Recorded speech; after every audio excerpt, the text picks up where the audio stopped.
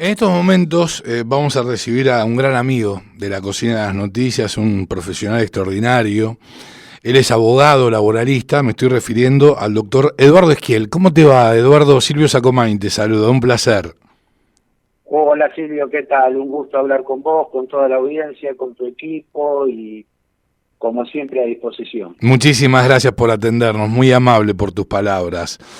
Bueno, Eduardo, obviamente vamos a hablar de la reforma laboral y me gustaría, en primer término, a raíz de la ley bases abordada en el Senado de la Nación, ¿en qué estado de situación, cuál es el escenario hoy por hoy, luego de haberse abordado en la Cámara Alta, la reforma laboral?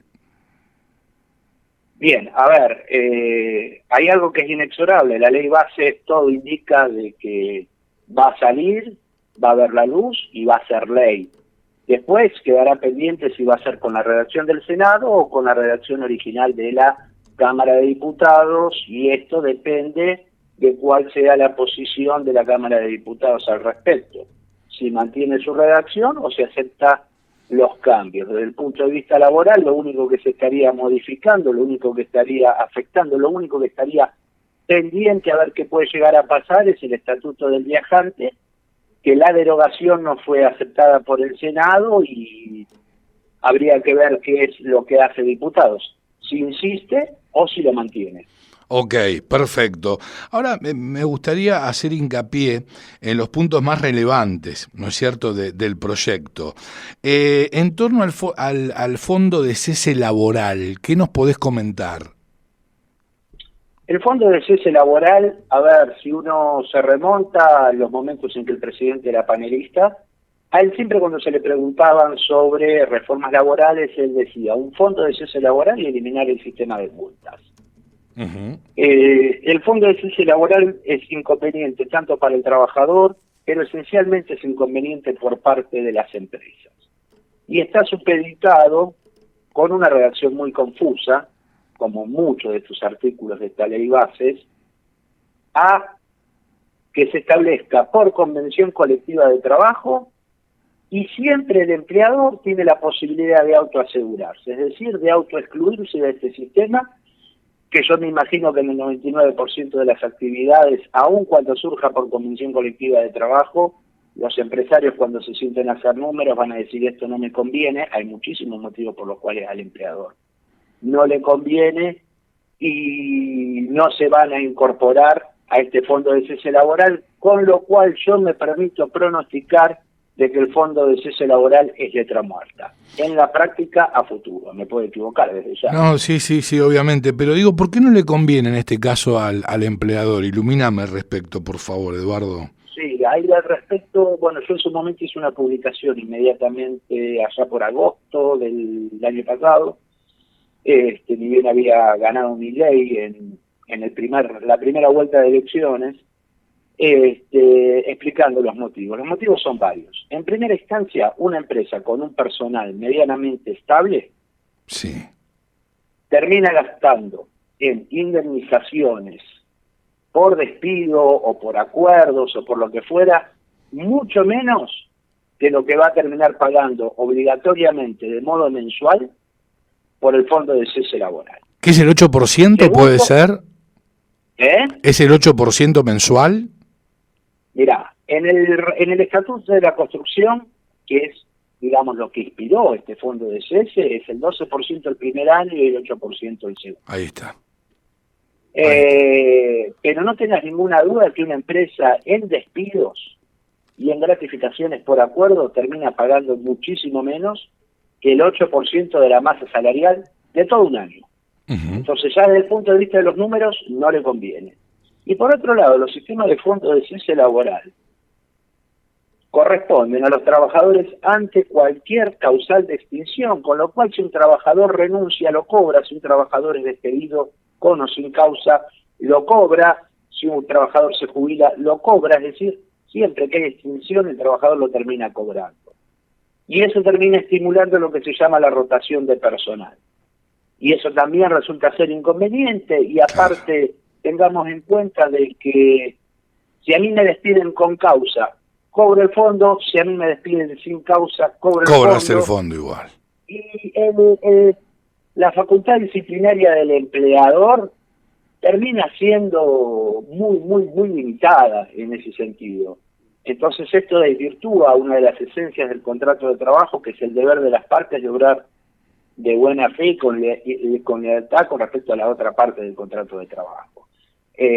Los empresarios, no tengo ninguna duda, cuando se lo pongan a analizar, no van a terminar incorporándose a los sistemas de fondo de desempleo, y gracias a Dios el último párrafo de este bendito artículo 93 dice que el empleador siempre podrá autoasegurarse.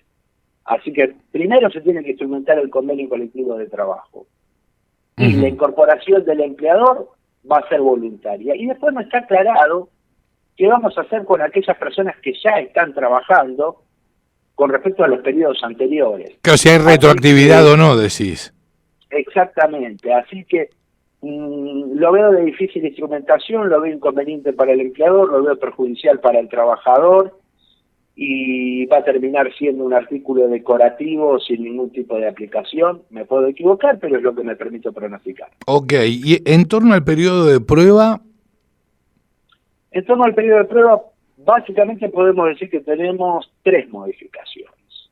La primera es la extensión del periodo de 3 a 6 meses, con la posibilidad de que por convenio colectivo de trabajo se amplíe a 8 meses para empresas de menos de 100 personas y de hasta 12 meses para empresas de hasta 5 trabajadores. El otro cambio es que se termina incorporando para el personal rural. El personal rural permanente no tenía periodo de prueba y ahora va a estar en periodo de prueba. Y la tercera incorporación, la tercera modificación, es que se va a empezar a hacer de aplicación para los trabajos de temporada, que esto era algo que estuvo siempre expresamente prohibido desde que se instauró en el año 95. Y en este caso, tu mirada, ¿cuál es al respecto?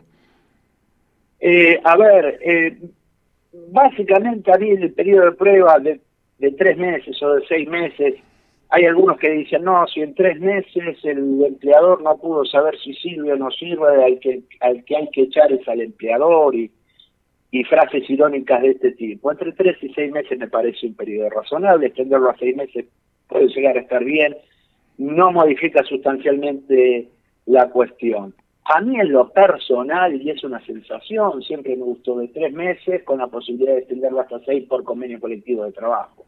Pero que sea ya directamente por 6 meses, no lo veo un cambio relevante. Digamos que es apropiado. Bien, perfecto. Luego tenemos la promoción del empleo registrado. Sí, bueno, acá tenemos un blanqueo. Básicamente, esto que habla de la promoción, que es un capítulo aparte dentro de lo que es el título laboral, digamos que es una posibilidad de condonar deudas previsionales mediante un sistema de blanqueo, ¿sí?, de trabajadores que uno tenga no registrado o parcialmente registrado o incorrectamente registrado, a partir de que se reglamente, porque si bien dice a partir de los 90 días de publicado la ley, esto requiere una reglamentación específica, con lo cual los plazos van a ser para la reglamentación. El empleador puede regularizar estos contratos de trabajo, va a tener condonación de deudas. Ojo que acá se está delegando mucho a la reglamentación, pero por lo que dice la letra de la ley, va a tener una condonación de deudas importantes. Claro, una exhibición de sanciones a empleadores que no tenían trabajadores registrados, digamos, ¿no es cierto? Exactamente. Y a ver, a mí nunca me gustan los sistemas de moratoria, de blanqueo, porque son esencialmente injustos, pero en este caso, atento a la gran problemática de informalidad que tenemos, incentivos para incorporar trabajadores al mercado formal de trabajo, me parece una medida injusta, pero apropiada y necesaria. Entiendo. Hay un artículo que hace hincapié en la discriminación. Sí, este es un artículo que, la redacción de este nuevo artículo 245 bis que se propone en la ley de contrato de trabajo, es una cuestión que uno puede explicar lo que dice el artículo, pero la verdad no tengo pronóstico de cómo va a reaccionar la justicia ante este artículo. Históricamente, sí. por evolución jurisprudencial, cuando un trabajador se sentía discriminado, tenía que aportar indicios de la discriminación y tenía la opción de solicitar o la reincorporación a su puesto de trabajo o una indemnización agravada, Sí. y esto era todo derecho pretoriano, es decir, era todo jurisprudencial. Uh-huh. Habrían acá, en este sentido, 3 fallos de la Corte Suprema de Justicia de la Nación. Uh-huh. La nueva redacción lo que propone son 4 aspectos. El primer aspecto es que quien invoque una discriminación lo tiene que probar. La Corte anteriormente había dicho, más que probarlo con indicios me alcanza. Ahora acá la nueva redacción exige que se pruebe. La otra cuestión es que no da posibilidad a que el trabajador inicie una acción de reinstalación, sino solamente de indemnización agravada. El tercer cambio es que la indemnización agravada queda tarifada entre el 50 y el 100% de la indemnización por despido. Tradicionalmente, al día de hoy, lo que se termina aplicando cuando el trabajador opta por la indemnización agravada es el equivalente a 13 sueldos, lo mismo que la mujer en situación de embarazo. Y la cuarta cuestión es que esto no se acumula con otras indemnizaciones de tipo agravado. Vale decir que si un empleador les pide a una mujer estando embarazada, por ejemplo, y a su vez hay otra causal de discriminación, ya la indemnización por la presunción y por lo que establece el artículo 182 de la Ley de Contrato de Trabajo, estos 13 sueldos absorben esta indemnización agravada, que me parece que no va a ser muy bien visto por parte del Poder Judicial. Entiendo. Pero a mí me parece bien el hecho, siempre me pareció apropiado, esto fue muy discutido y sigue siendo discutido, que ante el despido discriminatorio se vaya o se opte por un sistema de indemnización agravada y no por una reincorporación. Uh-huh. Porque me parece la solución más pacífica. Entiendo que sí. Pero esto de que tiene Comparto. que estar probado, ¿sí? Y que no se acumula con otras indemnizaciones, ahí quisiera ver cuál va a ser la reacción judicial. Entiendo. ¿Me puedes ilustrar a raíz de otro artículo que tiene que ver con la simplificación registral? Sí, bueno, lo que hace esta ley es modificar el artículo 7 de la Ley Nacional de Empleo y después incorpora un 7 bis, un 7 ter y un 7 quater. ¿Sí? La reglamentación dice que va a ser de modo fácil, de modo rápido, de modo muy expeditivo. Estas son las palabras, las adjetivaciones que utiliza, pero va a estar todo sujeto a la reglamentación.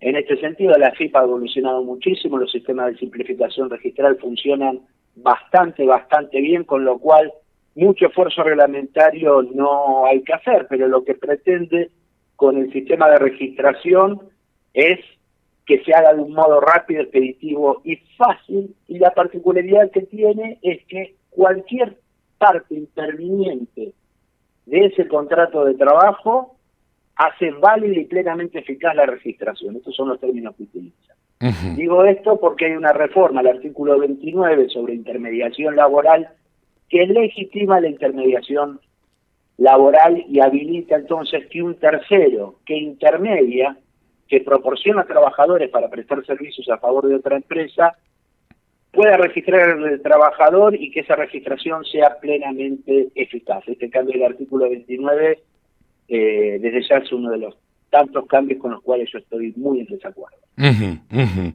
Y entiendo que otro de los puntos más relevantes, después seguramente marcarás otros, tiene que ver con el trabajador independiente. Bueno, a ver, ese trabajador autónomo, con colaboradores, que puede tener hasta 3 trabajadores, que conforme la reglamentación le va a poder dar aportes previsional a RT y obra social, no lo entiendo. No te puedo decir mucho, no lo entiendo. Lo que sí estoy seguro es que a ningún empleador, cliente mío, sí, le sugeriría ir por esta figura. porque dice que tiene que ser independiente. Entonces, si es independiente, tiene que facturar. Y si no es independiente y es dependiente, tiene que haber recibo de sueldo. Exacto. Acá no hay grises. Entonces va a ser un artículo, para mí, muy susceptible de ser declarado inconstitucional, y la situación va a quedar dentro de lo que es el trabajo no registrado, ahora sin el sistema de multas, que hay que ver cómo también a esto reacciona el Poder Judicial. Uh-huh. Ahora, ¿qué más puedes aportar a raíz de esta reforma laboral? No, tiene bastantes cambios, aparte de lo que hemos estado hablando. Uh-huh. ¿Y alguno más significativo? Para mí lo más significativo es la eliminación de todo el sistema de multas. Nosotros teníamos 4 sistemas de multas clásicos, uno por no ingresar aportes retenidos al trabajador, con unas indemnizaciones de las más caras que pueden llegar a ver, se deroga y me parece perfecto. La derogación de todos los sistemas de multa por empleo no registrado, que yo siempre he sido de la idea de que más que derogarlo, habría que haberlo reformulado, debatido e incorporar al debate gente que sepa, no ir por la fórmula de la derogación total. La derogación del sistema de multas por no entrega del certificado de trabajo, que me parece apropiada, vuelve a la redacción original de la Ley de Contrato de Trabajo, derogando el artículo 45 de la Ley de Antievasión, de la 25345, que me parece muy, muy bien. Y después había una multa del artículo 2 de la Ley 25323, que era una multa antiespeculativa, yo lo calificaba de este modo, es decir, el empleador despide al trabajador sin causa, no le paga y le dice, haceme juicio. Bueno, esa conducta tenía un agravante del 50%, que se utilizó por parte de la justicia de modo muy amplio, en algunos casos con criterios con los cuales yo no me permitiría estar de acuerdo, y se deroga también. O sea, todos los sistemas de multas terminan siendo derogados. Con respecto a las multas del empleo no registrado, yo no estoy para nada de acuerdo, insisto, se tendría que haber reformulado. Porque en un país donde de cada 10 trabajadores, 4 no están registrados, eliminar el sistema de multas incentiva este flagelo. Claro. Con lo cual me parece que es un error, porque toda la problemática de clandestinidad tiene que ser fuertemente, voy a utilizar este verbo, atacada por parte de los órganos del Estado que se dedican a las fiscalizaciones y también por parte del Poder Judicial. Acá me parece que esto es un error de concepto, pero me queda claro que lo que se ha privilegiado es reducir a cualquier costo la judicialidad, y me parece que es un criterio de poner el carro delante del caballo.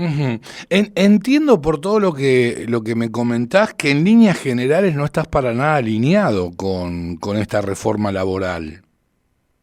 Hay cosas con las que estoy de acuerdo.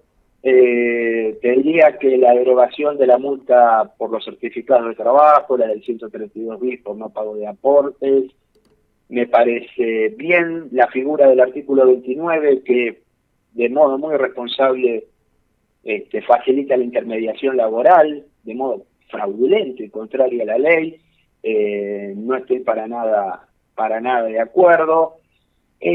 A grandes rasgos, con lo que es el despido discriminatorio, esto de no ir por la opción de la reincorporación, me parece que es una decisión correcta.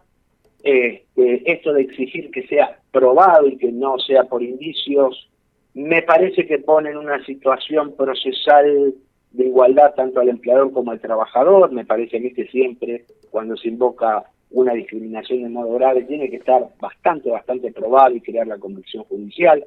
Tiene luces y sombras esta ley, cosas con las cuales estoy de acuerdo, cosas con las que no. Después tiene errores técnicos muy groseros. Vos fíjate que en el artículo 23 se reforma, que dice que el hecho de la prestación de servicios se presumir la existencia del contrato de trabajo. El primer párrafo mantiene la redacción anterior. Sí. Y después dice que esta presunción no va a operar cuando se trate de un contrato de servicios o de obra, y la conjunción es y, no o, Sí. se emitieran facturas o recibos. Y el recibo es la forma de instrumentar lo clandestino. O sea, legitima el pago clandestino, lo cual me parece un despropósito. Estás validando algo que realmente está validando la clandestinidad, la informalidad, la estás institucionalizando. Otro artículo es la reforma del artículo 18, que dice que el contrato de trabajo tiene que estar registrado en las cajas de asignaciones familiares y en el Instituto Nacional de Previsión Social. A ver, este instituto no existe más de hace 30 años. Entonces, acá yo no sé si es desconocimiento, ligereza, porque cortaron y pegaron el actual artículo 18. Es decir, también tenemos errores técnicos medianamente groseros, ¿sí?, que ponen de manifiesto falta de rigor y falta de responsabilidad a la hora de legislar. Indudablemente, por lo que planteas, necesitábamos otro tipo de reforma laboral, ¿no es cierto? Exactamente. ¿La Argentina necesita una reforma laboral? Sí, pero necesita otro tipo de reforma laboral. Por ejemplo, con el sistema de multas había que haberlo reformulado. No tengo ninguna duda al respecto. Después había que adecuar ciertos institutos, como por ejemplo unificar el criterio de la indemnización por despido, unificar la tasa de interés para todo el país, dejar bien claro los sistemas de tercerización. Sobre eso, lo único que se hizo fue institucionalizar una de las formas más, no sé cómo calificarlas, de fraude laboral, porque es un riesgo realmente para el trabajador y también para la empresa. Había que hacer alguna revisión en materia de remuneraciones, de beneficios sociales, había que reformular lo que es la ley de teletrabajo del gobierno anterior, la 27555, que desde mi punto de vista fue un error. Había que reglamentar el derecho de huelga, no en el sentido que se lo quiso dar para limitarlo, sino para que queden pautas claras de cómo se ejerce, cuándo se ejerce, y que quede bien claro que es la última instancia dotada los procesos de diálogo. O sea, ¿hay necesidad de reforma laboral? Sí. Esta no es la que necesita el país, de eso no tengo ninguna duda. Eduardo, ha sido muy amable y muy claro. Muchísimas gracias por echar luz en torno a tanta sombra, me parece, ¿no es cierto?, en tanta oscuridad. Es correcto. Te agradezco Para infinitamente. Mí tiene más sombras que luces. Entiendo. Te agradezco mucho. Siempre un placer escucharte y que nos acompañes. Gracias, Silvio. Te mando un abrazo y saludos a toda la audiencia. Muchísimas gracias nuevamente. Abrazo grande. Lo escuchabas al doctor Eduardo Esquiel.